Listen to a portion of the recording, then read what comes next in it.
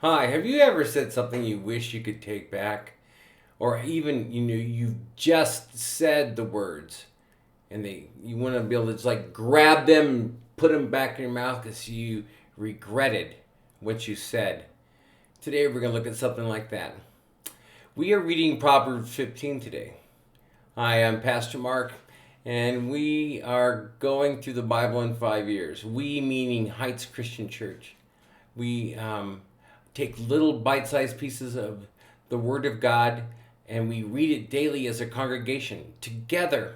And we invite you to join us on this 5 year journey.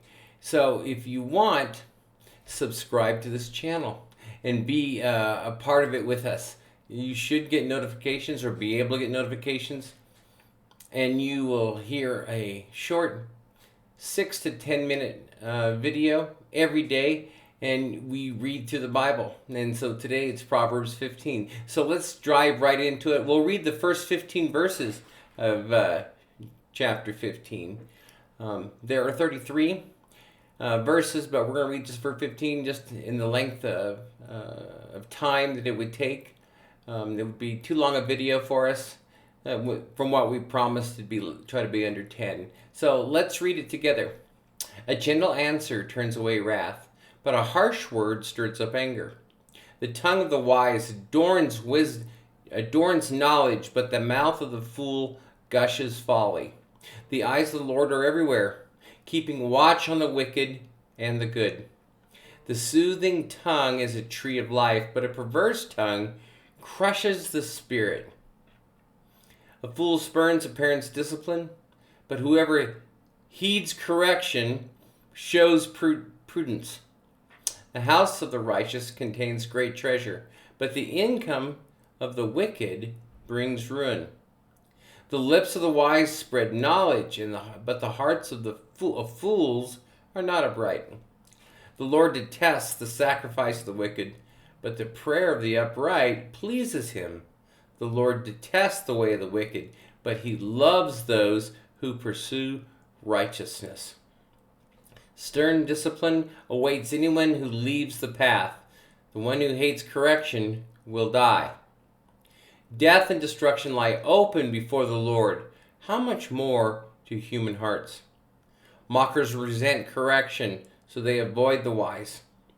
A happy heart makes the face cheerful, but heartache crushes the spirit. The discerning heart seeks knowledge, but the mouth of the fool feeds on folly. All the days of the oppressed are wretched, but the cheerful heart has a continual feast. Wow, that's some good stuff to be looking at today. But I'd like to just take a look at some of the Proverbs that we read today and look at when it talks about speaking. There are 4 in particular, 1, 2, 4, and 14.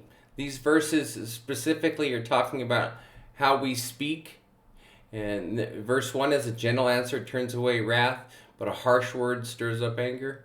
Reminding us that there are times when just a gentle answer will do rather than a rash or harsh word that can cause division, dissension, and trouble between the two of us. So what Solomon here is telling him, hey, maybe a gentle answer is better. Then there's Proverbs 2. The tongue of the wise adorns knowledge, but the mouth of the fool gushes folly. Meaning, do you say things that are wise, well thought out, discerning? Or do you just ramble along until maybe something good comes out? Who knows? And that, for Solomon's idea, that would be folly.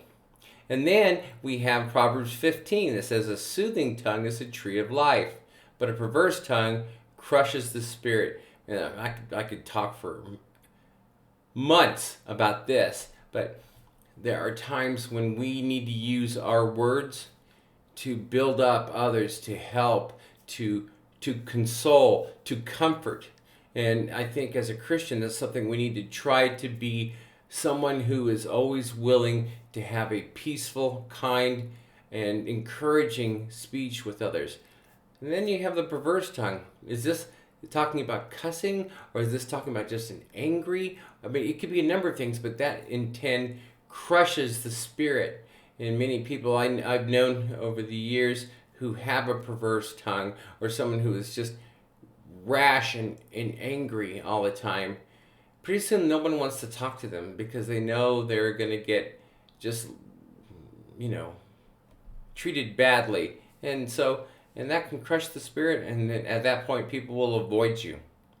And then verse 14. The discerning heart seeks knowledge, but the mouth of the fool feeds on folly.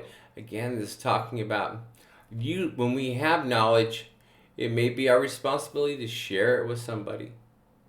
But there are sometimes people will share stuff with you that is meaningless, hurtful, ridiculous.